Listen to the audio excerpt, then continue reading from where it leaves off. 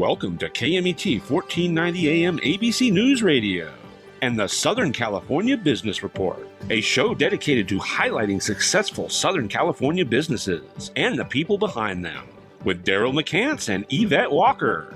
And now, here's Daryl and Yvette. Thank you for joining the Southern California Business Report on ABC News and Talks, KMET 1490 AM, 98.1 FM, and KMET TV. With Yvette Walker and myself, Daryl McCance, we are live blasting our signal from the center of Southern California, Inland Empire and Orange County and the greater LA area to our west, Desert Empire to the east, Temecula Valley all the way to San Diego to the south, and our beautiful mountain communities all the way to State Line to our north.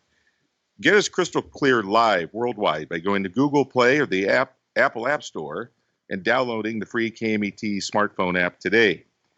We focus each week on successful businesses in Southern California and the people behind them, serving the local population of nearly 25 million, from awe-inspiring sole proprietorships to world-renowned organizations in all sectors of our economy. Today's show focuses on the business and secrets of Southern California's hospitality sector, and there's a beautiful education component. We're going to be talking about leadership, and not to take any thunder away, but just imagine Anaheim and think of the mouse. That's a little close. That'll give you a little clue. Before we begin, a special thank you to our team, Mitch, Bill, and Sean at the station, and our amazing advisory group, Bill Morris, UCI's School of Business, Jay Kaplan, catch his show every Friday at 3 p.m., Camilla Rubio and Diana Cavallo and James Carvin. As customary, Yvette Walker will introduce this week's special guest. Yvette, the microphone is all yours. Thank you so much, Daryl. Today I have the amazing and overwhelming honor to introduce to our listeners Mr. Lee Cockerell. Lee Cockerell retired as the Executive Vice President of Operations for the Walt Disney World Resort in Lake Buena Vista, Florida, a position he held for 10 years. His responsibilities encompassed a diverse mix of operations, which included 20 resort hotels with over 24,000 guest rooms, 4 theme parks, 2 water parks, 5 golf courses, a shopping village, a nighttime entertainment complex, a sports and recreation complex, and the ancillary operations support functions. The resort serves millions of guests each year and employs 73,000 cast members. Lee joined the Disney organization in July 1990 as Director of Food and Beverage and Quality Assurance for the Disneyland Paris hotels.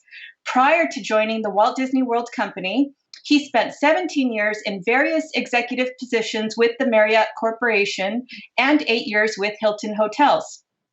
Lee served as a member of the Board of Trustees for the Culinary Institute of America in Hyde Park, New York, a member of the Board of Directors for the Production and Operations Management Society, and in 2005, Governor Jeb Bush appointed him to the Florida Governor's Commission on Volunteerism and Community Service, where Lee served as the chairman of the board. In 2008, Governor Brad Henry of Oklahoma named Lee as a creative ambassador to assist the state in leadership and business development. Some of Lee's best-selling books and podcasts include Creating Magic, 10 Common Sense Leadership Strategies from a Life at Disney, which is now available in 15 languages, The Customer Rules, the 39 Essential Rules for Delivering Sensational Service is currently available in 12 languages. Time Management Magic, How to Get More Done Every Day. Career Magic, How to Stay on Track to Achieve a Stellar Career. Creating Disney Magic Podcast, 15 minutes weekly. Creating Disney Magic teaches listeners how to move from good to great and great to greater. Lee and his wife Priscilla reside in Orlando, Florida, and Lee enjoys teaching leadership, management, and service excellence seminars, traveling, dining out, and most of all, spending time with his 3 grandchildren, Julian, Margot, and Tristan. For more information and access to all of Lee's resources, visit leecockerell.com. Lee, thank you so much for being with us this afternoon. Yeah, thank you. Thanks for including all of those things. Well, I got to tell you, don't get any big ideas. Okay, this is a Southern California company. When we think of Disneyland, we know you're on vacation in Florida, but Yvette and we've got the head of City of Hope from New York out here now.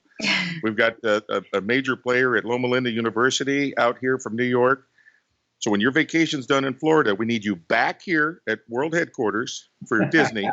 Okay, and so we're going to work on that. But Yvette and I are just so excited when you think of a world-renowned company that started in Southern California, still serves Southern California, has added so much reputation and happiness to its customers, its employees, the ancillary operations that are connected to it. To have you on and your insight into Disney and the Disney Institute. We know there's three major components to where you're at, but let's go down memory lane. And if you could share with the listeners anything you want on the background, but in particular, I can't wait for you to get to the part where Disney asked you to be a part of changing the culture, which affected operations all around the world, which ultimately moved to the Disney Institute because they had a great operation, but they wanted to make it greater so that they could get more return visitors and higher ratings and less turnover and so forth. So if you could, anything you want to talk about in your background, that's fantastic. But take us down memory lane, because I know you've told the story a million times, but I can't wait for the listeners to hear what was behind the scenes of this amazing operation. Well, I tell you, I grew up in Oklahoma on a little farm. I tell my grandkids we didn't even have indoor plumbing. They don't believe me, but it was true. Although I was a kid, so we didn't know that was a problem. But actually, my mother was married 5 times. She was kind of busy. I've been adopted twice. I got my name Cockerell, my third name, when I was 16 by husband number 4, and he was a great guy. And he had money. My mother started making better choices. So I got to go to college, but I forgot to go to class. So I flunked out after 2 years and went in the Army. And that was probably what I needed to do anyway, because I was young, immature, didn't have a clue about anything. And when I got out of the Army, a guy said, "You want to go with me to Washington, D.C.? We're going to open the Washington Hilton." That was in March 1965. And we went. I got a job as a banquet waiter. I'd never been in a hotel in my life. I didn't know anything. I'd never been out of Oklahoma. And I was 20 years old. And I got a job as a waiter. And luckily, somebody took me by the hand, taught me the business. But the thing that served me best is I have a really good attitude, which I think is a good idea if you don't have a college degree. And I'm really organized. I'm very reliable. When I say I'm going to do something, it gets done. So I think dependability and a good attitude. I got promoted into a management training program. I did that. Met my wife there. She was in the office next door to mine, where she used to come in to sharpen her pencils in my office, and that's where I started her. She had a French boyfriend, which took me a year to get rid of. And we eventually got married. We moved to Chicago. I worked at the Conrad Hilton down on South Michigan. Then we moved to the Waldorf Astoria in New York. We had a baby. Then we moved to Los Angeles. I was head of the food and beverage down at the Los Angeles, down in Figueroa, which is no longer there. And I drove my little Volkswagen from Van Nuys every day through the park down to work.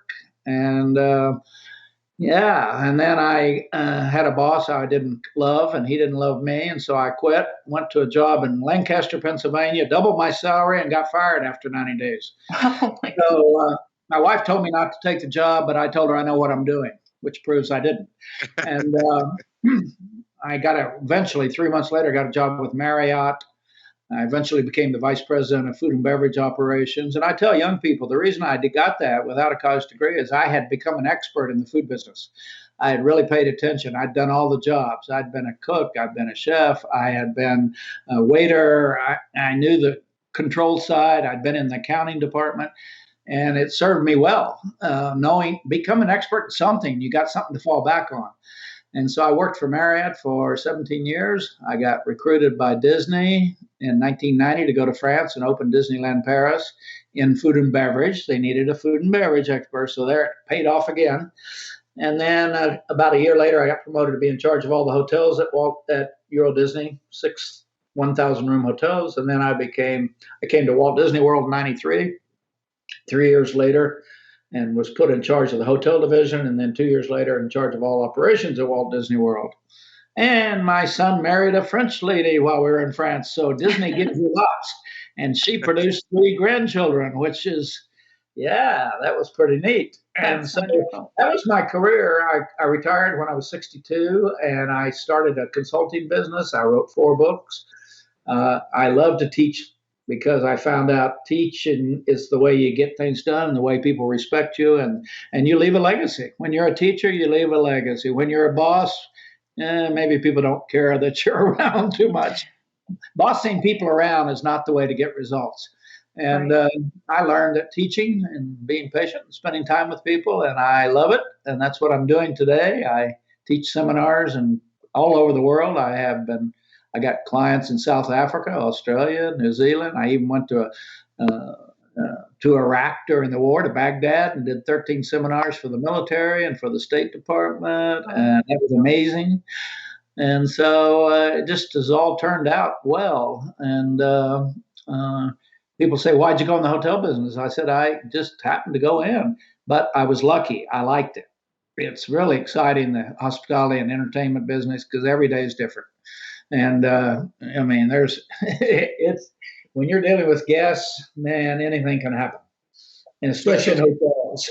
Everything that happens in the world happens in hotels. So before we move on, and you just mentioned that when your final job at Disney, just so I'm clear, and our listeners are clear, you were running what? Was it worldwide? No, I was running all of Walt Disney World operations, which Okay. was about 52 million guests and 70,000 employees there. And I was going to say, go ahead and yeah, that was that. I read that, and it's like, oh my goodness, yeah, over 70,000 employees. My staff helped the cruise line get open and things like that. We had the expertise. So we would send people to Disneyland to help them, or to the cruise line, or to Paris, or those people are spread out all over the world. Shanghai now, Hong Kong. So there are Walt Disney World people all over the world that have a lot of expertise. They're really good at what they do. Yeah. Nice. Now, just before we get in, because I noticed after reading the book that we're going to get into in some depth here, which is Creating Magic, 10 Common Sense Leadership Strategies from a Life at Disney. I got some little markers there, and you can see the top one. You see who that is? That's Priscilla, your wife. and I got to tell you, as I'm reading the book, I get to chapter 9, and it says, I mean, it just comes right off the page. And I wish everybody knew this before they ever went into the work world. And her advice to you one day before going to work as a young executive was, Lee, be careful what you say and do today. They're watching you and judging you. Wow. Yeah. I mean, it And sends a shiver. I needed that advice because I have the possibility of saying something stupid. So she really trained me. Well, today, if you do that, you get in serious trouble very quickly. Right, because everything's You got to recorded. really be even more careful and more respectful, I think. Yeah, I always had that in the back of my mind. We talked, and I just thought that was pure genius. And from the beginning of your book, you give her credit, which is a very wise strategy right there in itself. Not only is it just incredibly profound, but I can see that your style is giving a lot of people a lot of credit, and you are quick to do that. And I'm sure that's why you realized so much success at Disney. And I think that's probably right. People ask me what I did at Disney. I said nothing. I just made sure it got done. So I hired a bunch of experts and I let them do their job. And I really took my time hiring people because I need people that I can trust. I can't work with people I don't trust. And it just makes your whole life better. And I always talk about it's the most important thing you do in any business, who you bring in. Yep. I mean, there's nothing more important. Nothing. Yep. Well, you're being very humble, and when you were asked to take that leadership position, the company had said, we need to do some things. Things are changing. Society, the customer, what they want, what they need, things are changing. Every corporation in America in that period of time, to this day, they're benefiting from what you were able to put in place in your team, and have an effect on the turnover, so that your employees are happy, and the customers, how they feel when they leave your theme parks and your hotels and your restaurants. You found out when they say they can't wait to come back on a survey. Why don't we stop right there and talk about that assignment that you were given, that as a manager, I would be shaking in my boots if somebody said, hey, we got this great operation, and I'd like for you to make it greater.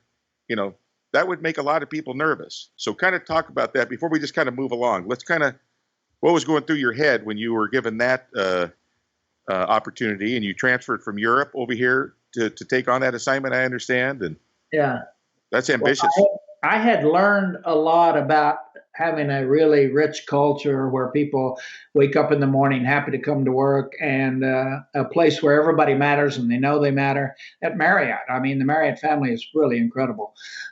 I joined Marriott when they had 20 or 32 hotels, and now they have 7,000. So I was in early. I dealt with Mr. Marriott a lot. They're the kindest people, the nicest people. They treat everybody well, respectfully. You're never scared to death when Bill Marriott comes to visit your hotel. He's that kind of guy. So I already had that in, and I grew up in Oklahoma, where you kind of learn to treat people right and help people. And so, but Judson Green was our president at the time, and he is the one who triggered the idea that said, Lee, I need your help, and I need you to come in from France, and we're going to work on creating a new, we need to do something, because the internet has arrived, and we got a lot of competition now. Anybody can advertise for nothing. You don't have to go on TV and spend millions anymore. And so he decided that improved leadership would be the key to our success. And I worked with him on that. He's an incredible guy. He died recently. He was an amazing man. And I got inspired by him because he stuck to his guns. He did what was right and not what was politically always correct in corporate America. And I loved watching that. So we worked on it. We trained people, and we were clear. We had a lot of clarity around expectations for being a leader, treating your people respectfully, no matter what job they're in. No more telling people what to do. We got to listen more. Those days are over, because kids today, you don't include them and listen to them, they'll leave. They're not going to stay with you anymore. These kids are smart now, and they're a life. They're not going to work 7 days a week and that day. So it was great. I learned a lot. We started that turn. About 50 executives left the company during that period because they couldn't deal with it. That's a big change when you're more autocratic, I would say, and more, we tell you what to do. And then you got to turn around and say, no, we listen to you, and we do what you tell us you need to do your job. And it's an amazing place today. All we worry about at Disney World, we don't care where you're from, what religion, what your sexual orientation is. All we worry about is performance. Can you do the job? And that's why people love working there, because there is none of that. I will tell you, if you're gay or if you're Muslim or if you're whatever you are, Disney World will be the best place in the world for you to work, because that's the way it is there. That's the culture. And it is amazing what that culture does, because it attracts guests from all over the world. And you hit the nail on the head when you distinguish the difference between a boss and a leader. Anyone can call themselves a ruler or a boss, but true leadership requires so much more, and one of the things that I feel that you have really captured in your performance excellence campaign is vulnerability. And I know a lot of people view vulnerability as a weakness, but I think vulnerability is very important in leadership, in the sense that you are open to listening to other ideas and to connecting and developing that trust and having that communication. So I just loved reading through your book, and I wanted to ask you about your performance excellence campaign. Um, it was a framework basically to transform Disney World's culture. Can you talk about some of your greatest challenges at the beginning and tell us when you started to notice measurable improvements? Well, in the beginning, nobody likes it because it worries people, and it worries people the most at the top because, uh, in fact, when you get through that and get a culture where everybody matters and they know it, and where you really focus on training everybody and developing everybody and giving everybody the opportunity to move up, move ahead, have a better life, the people doing the work love it. I mean, changes their lives.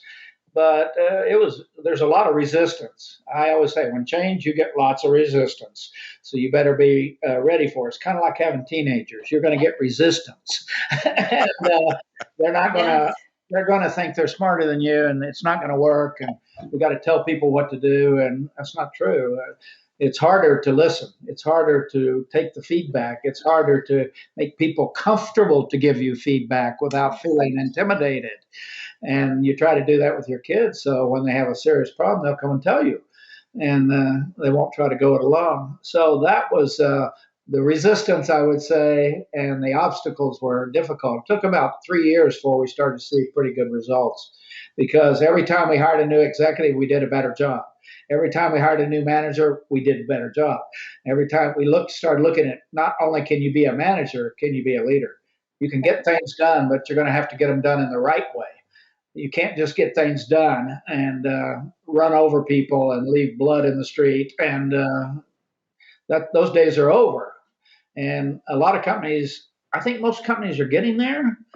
And when they do, they're going to have commitment from the people, because the people are not going to leave. When you feel, if you know I'm committed to you, you're going to be committed to me. As Right. my wife said, if you love me, tell me. And we make sure people know we care about them. And I always talk about mothers, because mothers have empathy and discipline, and they will use them both on you. That's right. That's what good managers need to do, is have empathy and discipline so that people are successful. Because if they fail, the manager has to take responsibility for that. In fact, if your kids don't turn out right, it's your fault. So That's For right. those that just tuned in, we are here with Lee Cockerell, for over a decade, the Executive Vice President of Operations for Disney World, followed by an amazing interaction to this day with the Disney Institute, followed by the author of my new book of, I don't know what to do with myself. I'm so excited about it. It's called Creating Magic, 10 Common Sense Leadership Strategies from a Life at Disney, which Yvette Walker just mentioned has been translated into how many languages? Oh my goodness. 17. Now it's in 22, and it's 22 languages now. So In 22 languages, and it's selling more today than when it originally came out years ago. I'm going to go to my next book, which is the Customer Rules, the 39 Essential Rules for Delivering Sensational Services. And we also have Time Management Magic, and then we have, lastly, Career Magic.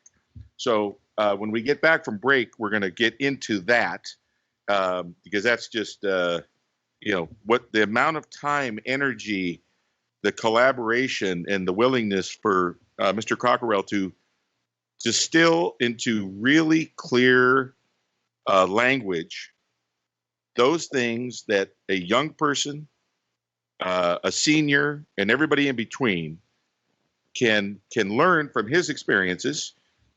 I'm sure some of them were learned the easy way and some were learned the hard way. And again, chapter 9, when his wife Priscilla reminded him, be careful what you say and do. They're watching you and judging you every day. Holy moly, and that's some advice that is just amazing.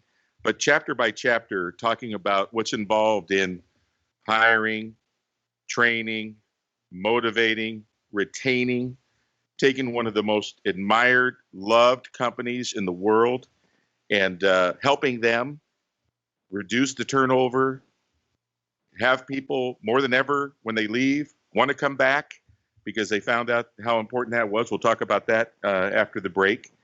And then Yvette just teed up the ball for talking about quality service, because everybody's familiar that has a company, small, medium, or large, about products and service. So just like you have products that have different levels of quality, the highest level on the service side is quality service. So I know that much, but we're going to have Mr. Cockerell define what that is, because it's one thing to throw a term out, but what exactly is it?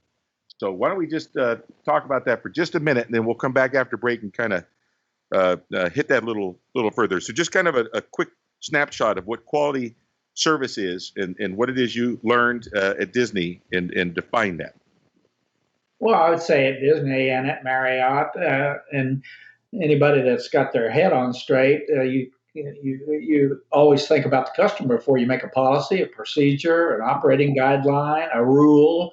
You got to think of how's it going to affect them. And that is what we do. The customer is central to all decisions we make. We can't afford to lose our customer. We need them. The average customer comes to Disney World every 3 years for their whole life and spends a lot of money. And maybe in Southern California with those annual passes, and people go, I don't know how many times they go. And it's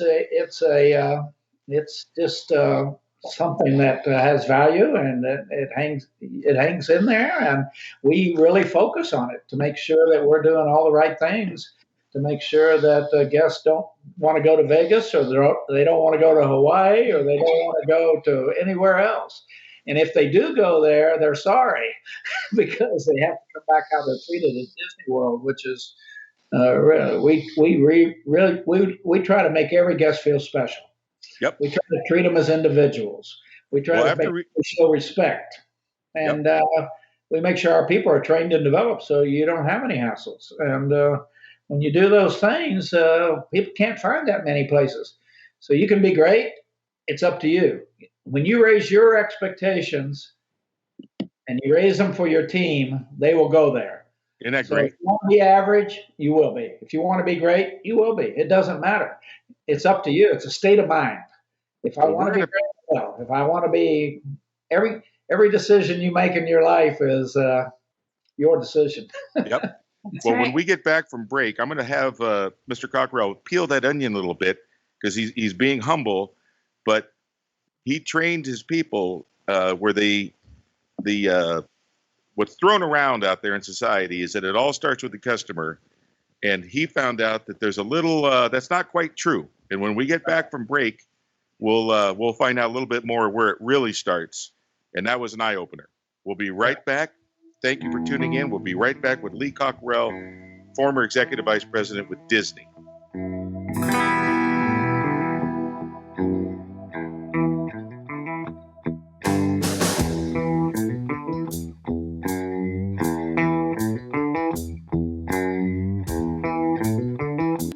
KMET AM 1490 presents Beaumont High School football. This Saturday night, March 27th at 5 p.m., Beaumont meets Cajon in a Citrus Belt League game. Live from Cougar Stadium in Beaumont, I'm Mitch McClellan. Join Brett Malek, Scott Reed, and me as the Cougars meet the Cowboys. Beaumont football broadcasts are sponsored by Del Taco Beaumont, Top Line Industrial Supply, Little & Sons Insurance Services, Supreme Auto, the Sand Trap Sports Bar and Grill, Donut Delight, Cherry Valley Nursery and Landscape Supply, CalStar Mobile Home Service and Repair, Truckworks, La Michoacana, Ziggy's Spirit Shop, Scott's Headers and Mufflers, Pericone Juices, Ramona's Mexican Restaurant, and Class X Auto Body. That's Beaumont High School football action this Saturday night at 4:45 for the pregame show, live from Beaumont on your home for Cougars football, KMET AM 1490.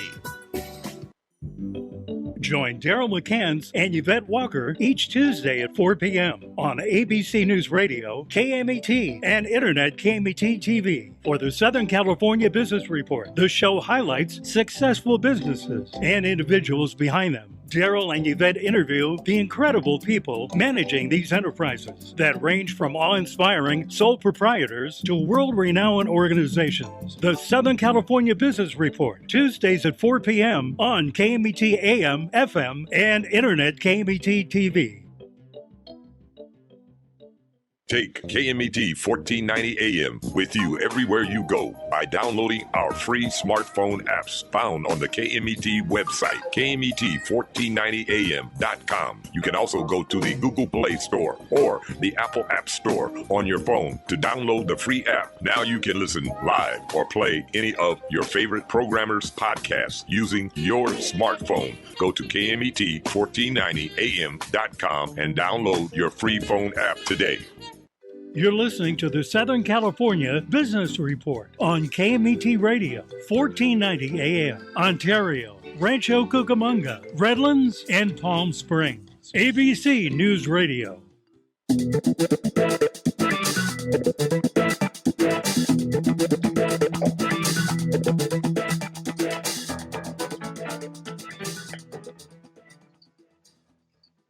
Welcome back. And a special thanks for joining us today in the Southern California Business Report. We are here with Mr. Lee Cockerell, who was the Executive Vice President of Operations with tens of thousands of employees, managing theme parks and cruise ships and hotels and food and beverage. And it's just amazing. And then moved on to do amazing things with the Disney Institute, has authored some amazing books. I'm proud of myself because I just finished the first one. I can't wait to go to the second one, which is very unusual for me. And just excited, just very excited to have the opportunity to have this interview today. And before we went to break, I shared that when we got back, we're going to peel the onion a little bit. Anecdotally, a lot of companies, and from sole proprietors to world-renowned companies, like to focus on the customer, point the finger a little bit at the customer, and kind of chit-chat about the customer. And Mr. Cockerell had a different perspective, that it doesn't start with the customer. And I would prefer to have him describe what he believes rather than me describe what he believes. So if you would run with that, and I think that's just amazing. Go right ahead. Well, at Disney, we called it the chain of excellence, which we decided the customer does not come first. Actually, leadership comes first. And it's kind of like in the home. The children don't come first, mom and dad do. And leaders create the right environment and culture so that people wake up in the morning that work for you and want to do the job, not have to do it. Because you've created that safe, rich, respectful environment. And when the people want to do it, they take care of the customer because they want to, not because you're making them. And your business results come out the other end. I mean, we all know that, really, deep down when we think about it deeply. A culture that is the leadership creates the culture. And we all know companies that have a bad culture, look at the top. We know people that have a great culture. We know families that have a terrible culture. And we know families that have a great culture. And that is through the leadership and the behavior of the parents or the leaders. And they create that safety, they create the education, they create the respect, they create the rules. And they also are good role models. They live it. So I would always say kids and people at work learn most by role modeling, watching the leadership every day. Now, I used to say parents sometimes think their kids are asleep, and children are never asleep. They know what's going on. So be careful what you say and do as a mom and dad, because you're polluting those little brains. It'll come back and haunt them later down the road when they're older. Yeah, absolutely. That's right, Mr. Cockerell. And so as I was reading your book too, something that stood out to me, which seems like very common sense, but as we all know, common sense sometimes is not very common. It all boils down to sustainability, right? I mean, any project, any effort, anything to be launched and executed should include an element of sustainability. And when I read in your book that you were looking to create a toxic-free environment, an ecosystem, so to speak, of business and customer service and interconnectivity between, all of the various departments that you were overlooking. Can you please speak to how you were able to work with that environment and make it free of toxins and, all the terrible things that can pollute an environment?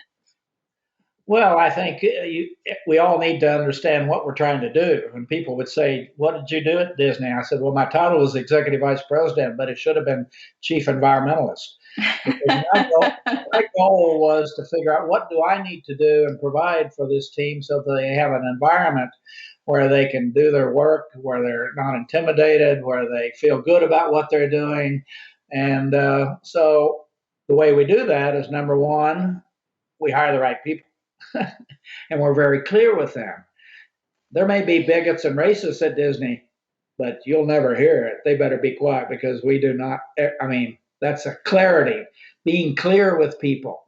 The environment gets, and by the way, people who are negative get better in a good environment. If your kids hang out in a good environment, they'll be good. They'll get better. If they hang out in a negative environment, they'll get worse. We all adjust to the climate and the culture we live in and hang out with. That's why some kids you're not going to want your kids to hang out with. Well, there's people we don't want working in our company because they're negative and they don't give 100% and they always try to beat the system. Second thing we do is we train people, just like mom and dad, education.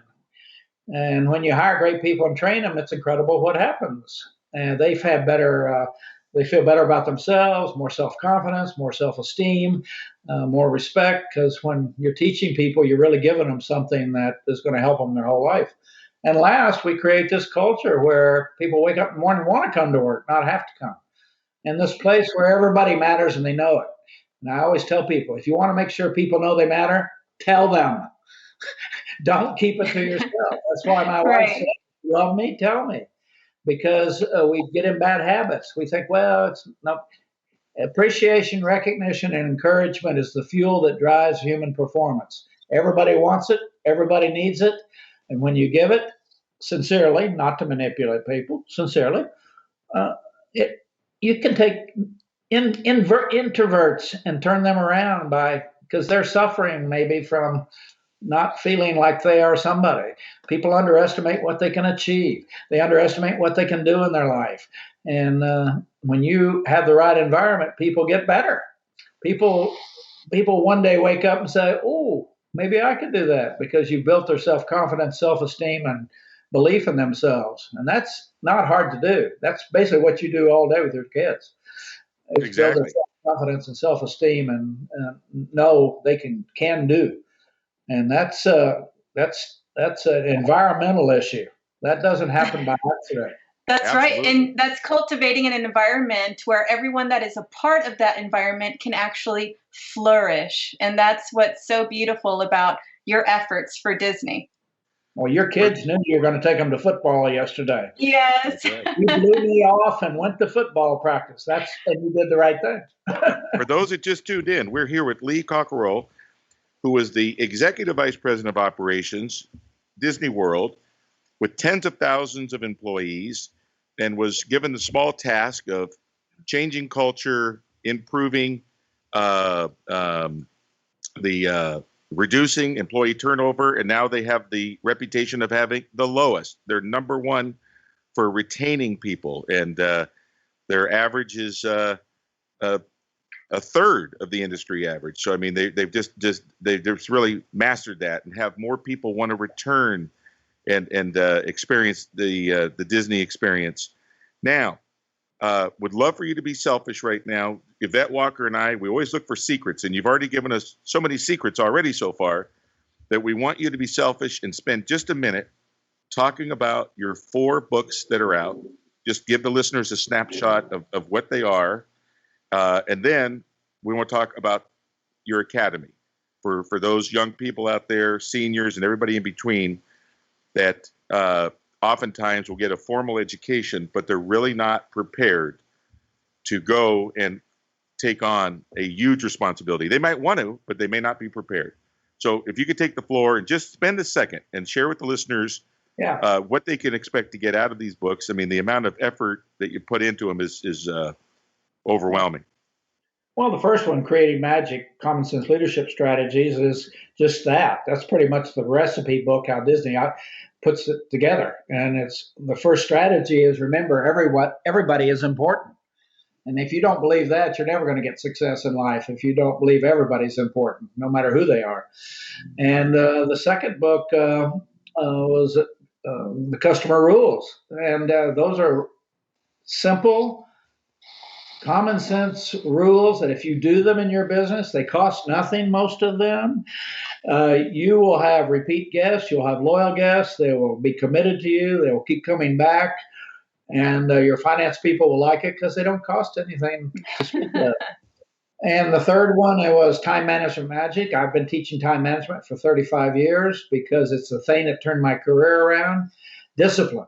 If you don't have discipline and reliability and credibility and keep your promises and do what you say you're going to do, you will not be successful as a leader or a manager because people will judge you by that. He didn't call me back. He didn't do it. He didn't get it in.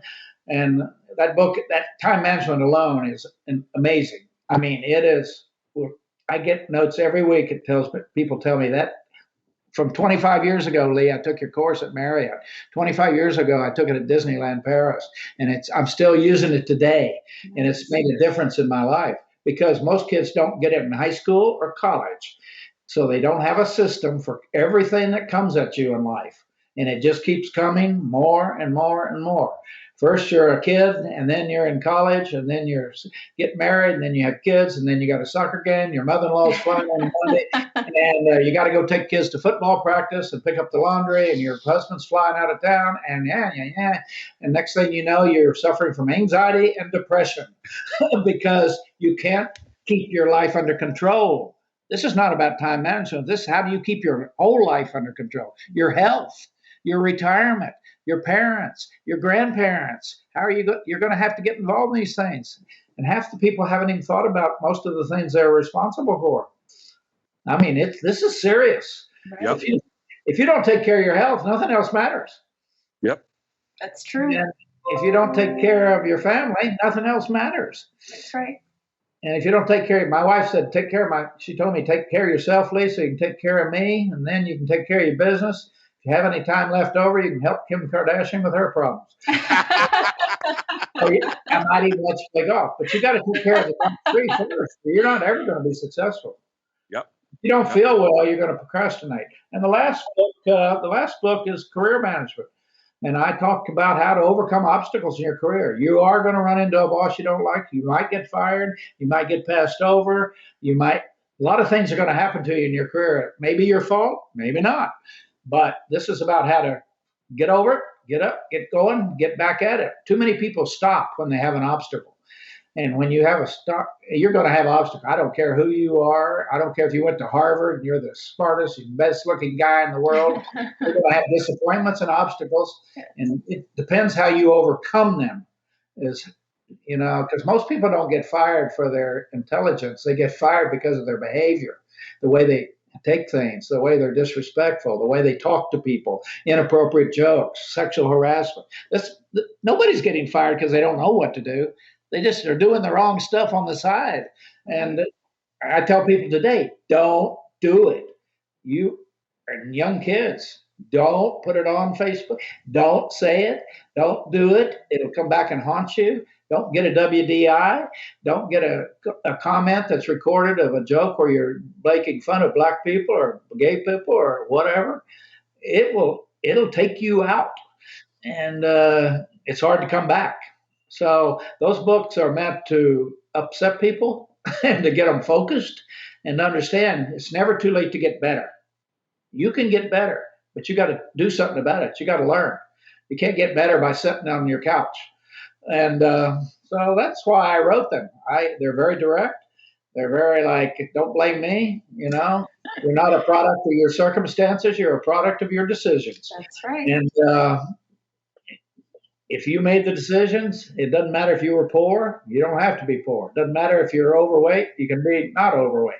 If you're a jerk, you can overcome that. You see a psychiatrist.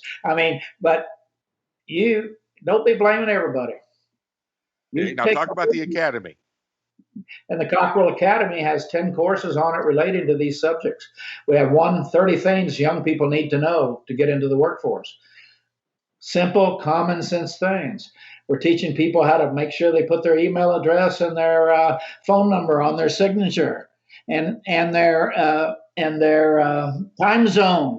to make it easier to remember how to get a hold of people. We're teaching them how to, all the basics that people don't talk about.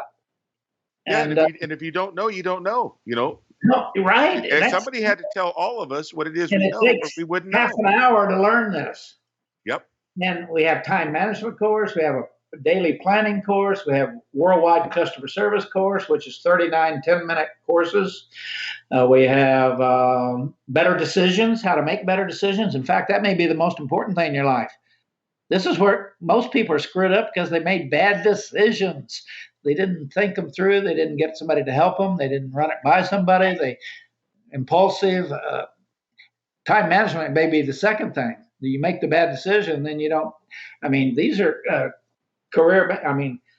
these courses are really amazing. And I want people to get in touch with them and take a look at them. And it might get your kids through college better to understand time management and how to handle themselves as a freshman and how to handle getting ready to do a term paper months in advance instead of the night before.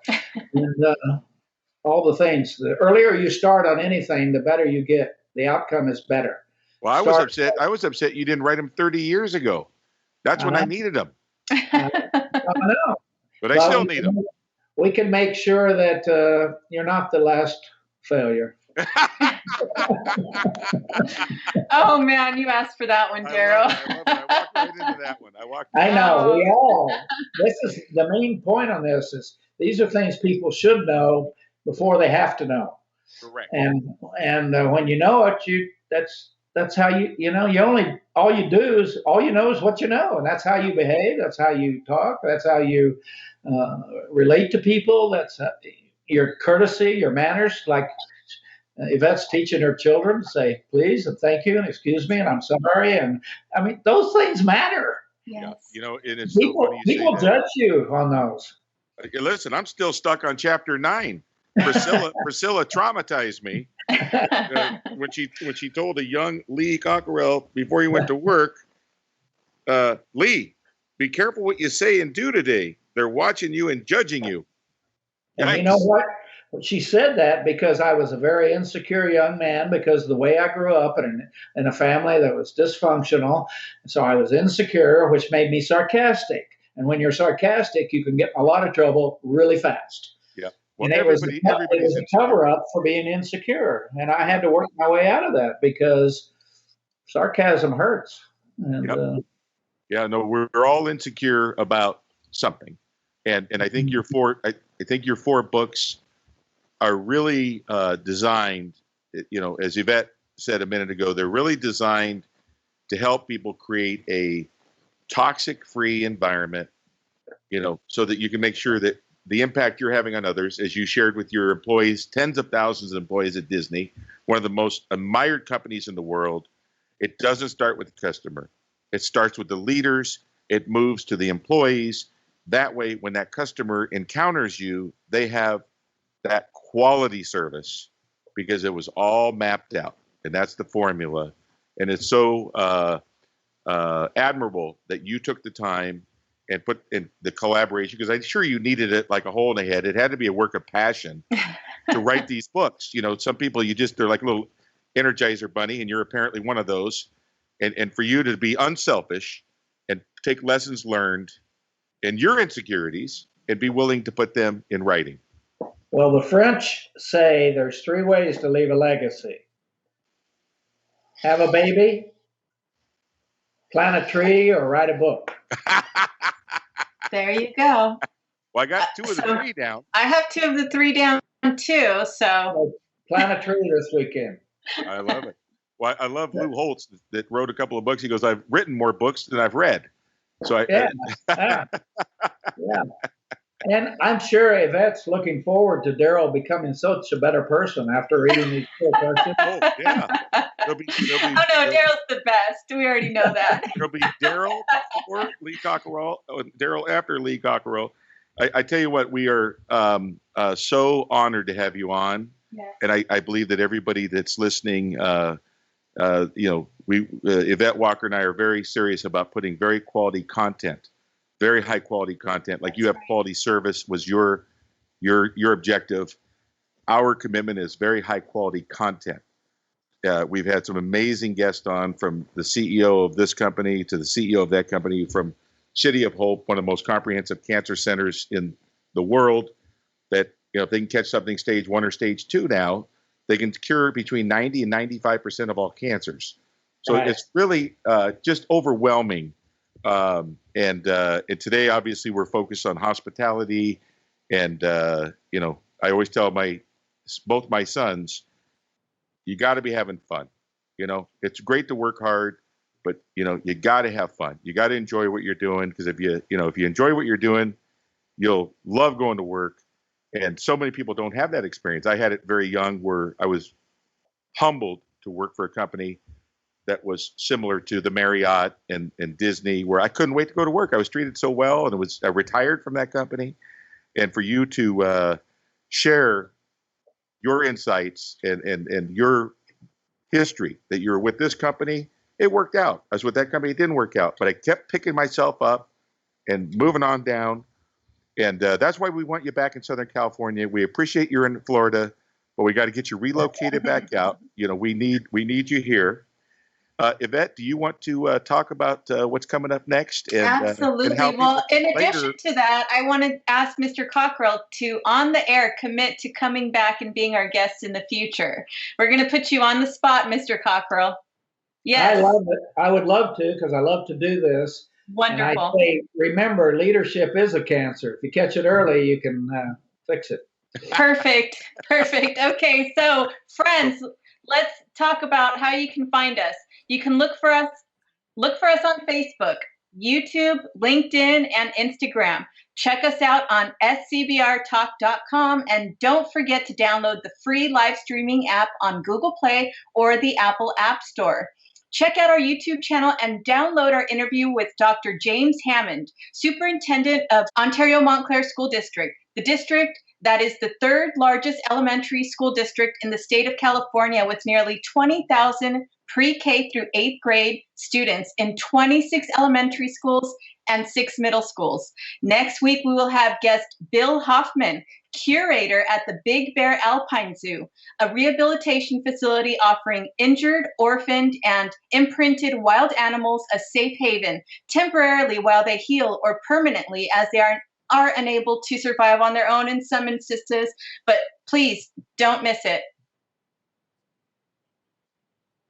Okay, so we're going to have a guest next week, Mr. Cockerell, that was relocated from SeaWorld out there with Shamu. And now there's only 2 alpine zoos in the nation, and one of them is in Big Bear. And when you're up there, you get to see grizzly bears. Right. Amazing. I read about that recently. They just doubled the size of it. Yeah. And you get to see the Arctic wolves and the bald eagles. It is amazing, and it's one of the best kept secrets. So let Priscilla know that when you guys relocate here to Southern California, one of the first things we want you to do is go up to our Alpine Zoo. Yeah. It's mind-boggling. Hundreds of beautiful animals. They just doubled the size of the facility, and it's owned and operated by the county of San Bernardino. So as the San Diego Zoo or the LA Zoo in San Bernardino County, the biggest county in the nation by land size, they have this zoo that they've committed to, and it's just beautiful. Been there for decades, but it's one of the best kept. Boy, I'd love to meet that superintendent. There's a lot of opportunity in the school systems. Yes, absolutely. This kind of stuff. Thank you for listening.